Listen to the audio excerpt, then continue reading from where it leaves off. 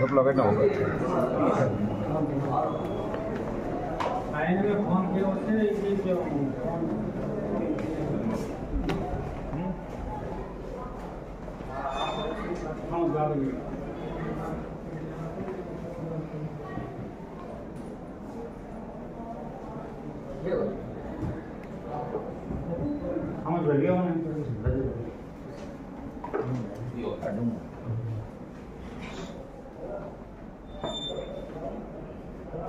સરકારે જે વિકાસબંધી ગવર્મેન્ટ કરીને એનાથી અમારા ખેડૂતોને ખૂબ મોટા પાયે નુકસાન થાય.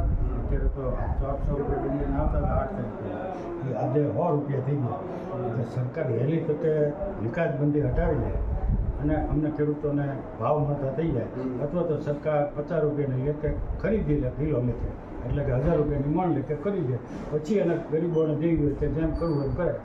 અમને આ ડુંગળીમાં અત્યારના ભાવમાં બહુ મોટી નુકસાન છે. તમારા માધ્યમથી 4 વર્ષથી ભયંકર થોડાક પૈસા મળતો સ્થિતિ હતી તો નિકાસ બધી ગઈ, ભયંકર નુકસાની ચીજ ખેડૂતો આ તાલુકાનું આક્રોશ પત્ર છે.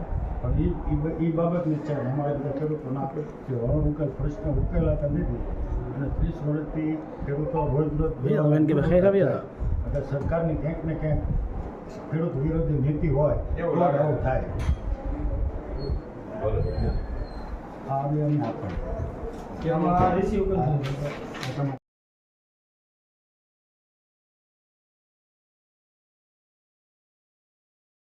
તો મિત્રો મામલેદારશ્રીને આવેદનપત્ર આપ્યા બાદ કલેક્ટરશ્રીને પણ આવેદનપત્ર આપવામાં આવ્યું હતું. અગાઉ પણ ધારાસભ્યશ્રીને આવેદનપત્ર આપવામાં આવ્યું હતું.